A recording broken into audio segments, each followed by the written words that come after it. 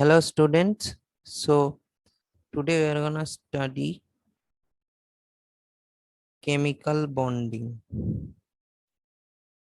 Now this is one of the most important chapters for Neet in chemistry. So what is chemical bonding? Let us see that first. And why is chemical bonding formed? Chemical bonding, suppose this is an atom and this is an atom. Now this atom, these two atoms are not stable, suppose. So to acquire stability, what they do, they share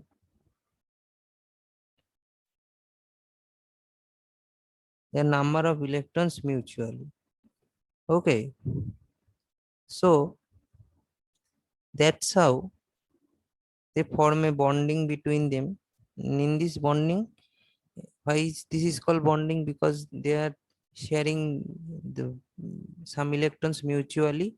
So it's kind of like human bonding. So it is happening for atoms. So it is called chemical bonding. Now, why is this chemical bonding is formed? It is, I said that two unstable atoms, right? At first. So they are forming a bond. So obviously they are forming bond because they want to gain stability. Okay. Or to minimize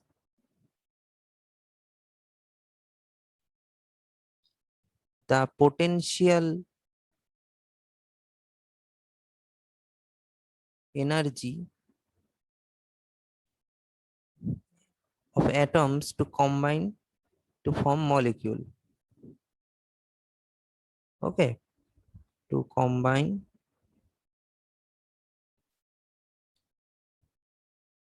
So why chemical bonding is formed? That is we explain. Now there are two kinds of chemical bond. One is our, let's write that, chemical bonding. Now one is our ionic bond. Second is our covalent bond. Now we're gonna see the features of the ionic bond. Okay, by whom these are formed and what the features it have. So first, this ionic bond is formed by the transfer of electron from an electropositive to an electronegative element. That means, suppose this is a atom which is electropositive plus this is an atom which is electronegative. So if they are going to form a bond, that is called ionic bond. What they are sharing here? Electrons. Okay. So suppose this kind of bond is formed. So this is called the ionic bond because it is positive and ion, it's negative, and so they are forming a bond to achieve the neutrality or stability of these atoms.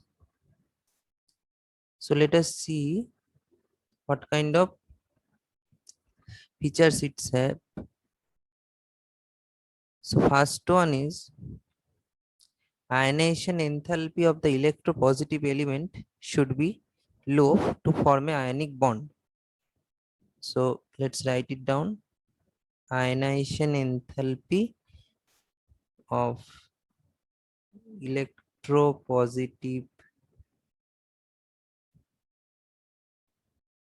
element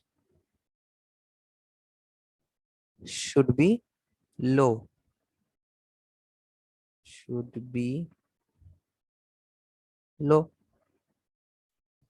And that for electronegative elements happens the opposite thing, that is electron gain enthalpy of electronegative element should be high. Okay, or more negative. It means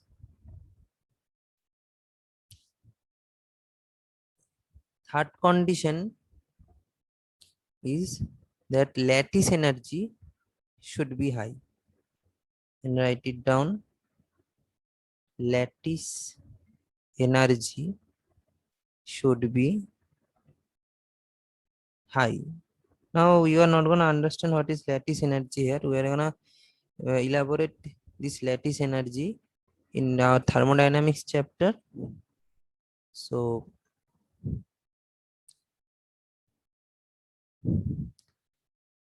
now we have to know a particular feature, that this ionic bond is characteristically weak than this covalent bond.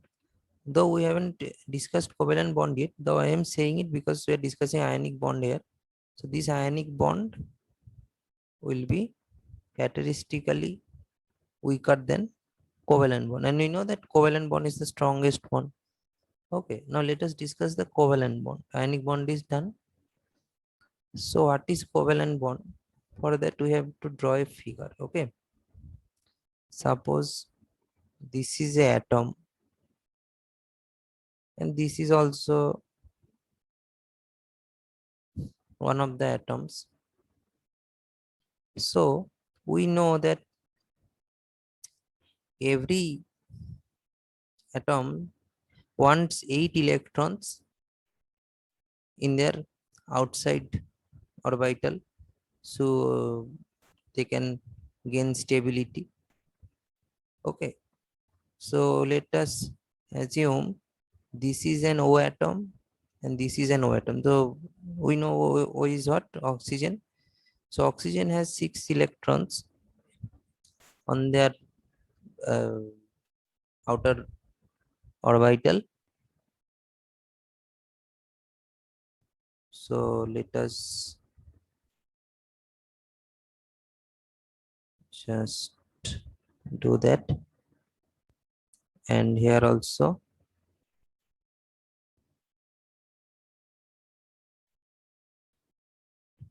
So you can see that if these two atoms share 2 of their electrons mutually, they can easily achieve 8 electrons on their outer side. Is it not? So they share 2 electrons from outer side like this.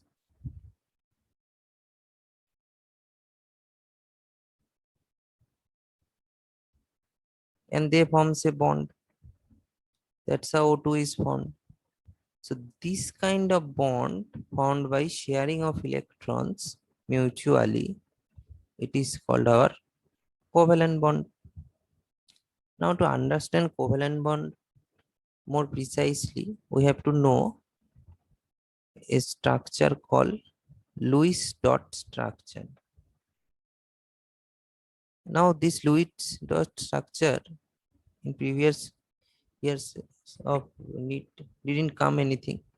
So this is not very important.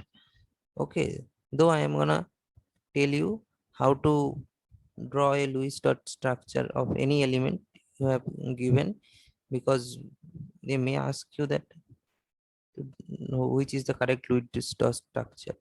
And then I'm gonna give you some important Lewis dot structures also. So let's see. First, calculate the total number of valence electrons. Okay. Calculate total number of valence electrons. That is V. Suppose. Then calculate total number of electrons. Okay, calculate total number of electrons in one of these atoms. Collect total number of electrons, that will be our T. Third is calculate the number of total number of shared electrons. Okay, calculate total number of shared electron. Let us suppose S, that will be our T minus V something. Okay, then calculate total number of unshared electrons.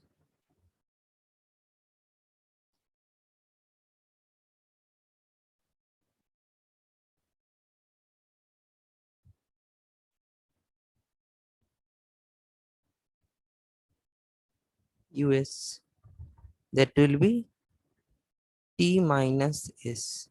Okay, so what did we gain from it? From this calculating these things. So when you are drawing any Lewis dot structure, you can just easily know that these are the number of shared electron, and no electron will be excess or may be shared uh, from this number. Let us suppose it is 3. So no electron will be shared above 3, and if it is shared, then your structure is wrong. Okay. So, and also you are seeing the total number of unshared electrons. So if you are done with the Lewis dot structure, you can also just easily count the number of total number of unshared electrons, is they are in the structure or not. So you can just easily deduct that it is correct or not.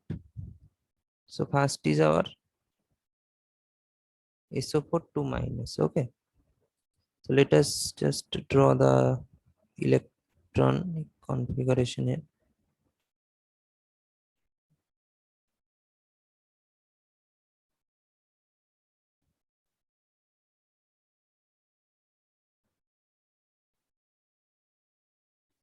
Now, here is a thing to note, that this 2 minus. So you can just add anywhere these 2 extra electrons. So I am adding it here.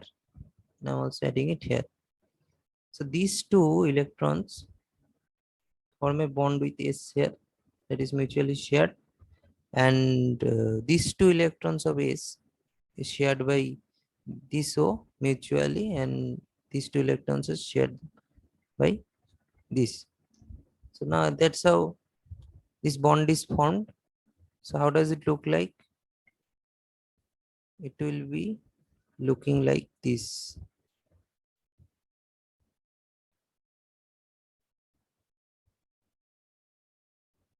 Okay, total charge will be -2.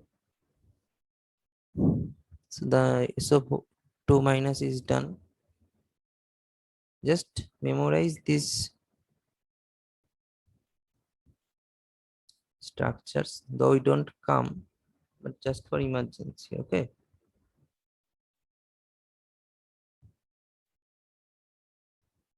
So this is the Lewis dot structure of C2H5OH, that is our ethyl alcohol. Okay. These structures are easy when you will be reading organic chemistry. But for now, just see it. So this is the structure of our ethyl alcohol. Then comes the structure of nitrogen, that is our N2. Okay. So we all know that nitrogen has 3 electrons here and 2 electrons. It means total of 5 electrons. Now, as you can see, if they share 3 electrons, because they are less in 3 electrons from forming 8 electrons, so in the outer orbital, so if they share 3 electrons mutually, so they can easily be gained by 8 electrons. So they share their 3 electrons mutually here, like this. So that's how N2 bond between two N molecules or N2 is formed. Okay. So then comes our structure of HNO3. That is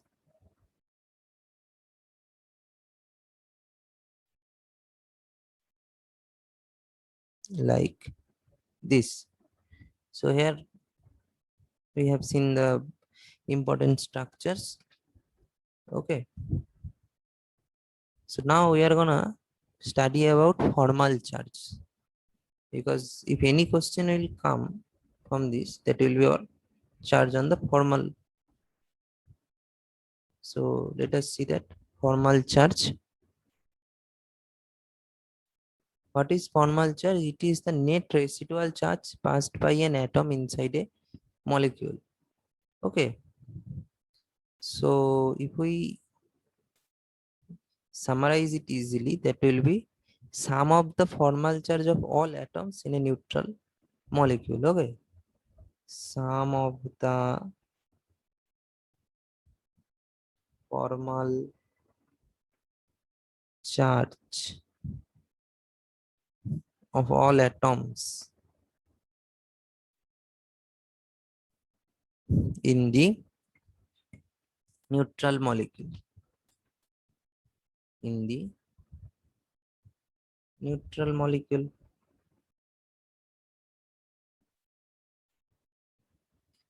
Now, there is a formula for neutral molecules formal charge, that will be Fc formal charge, total valence electron, total valence electron minus number of non-bonding electrons. Okay, non-bonding electrons minus half of shared electrons. Okay, yeah, this will be the correct, minus half into number of shared electrons. This is the formula for formal charge.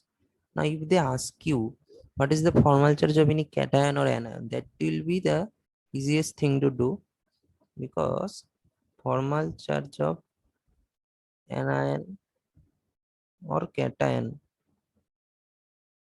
is their charge on the anion, but total charge on the cation or anion is the total charge. That means if we are going for Al3 plus its formal charge, it will be plus 3. Okay, because you can see the total charge here 3.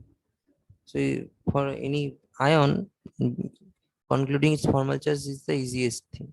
Okay. Now Lewis dot structure is done. Now it has some limitations. Okay. It is not a perfect structure. That is, this structure is discarded after.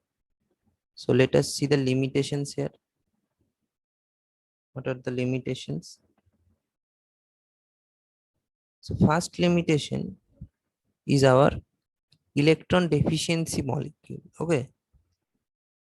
Electron deficiency molecule. Second is our superoctet molecule. Okay.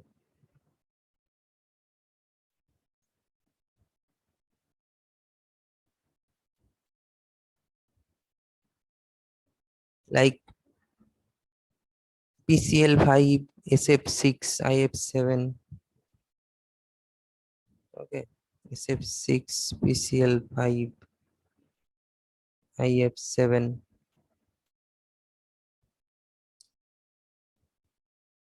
Because due to Lewis dot structures, this kind of structures can be present, but they are present in practical So these are the or limitations of the Lewis-Strauss structure.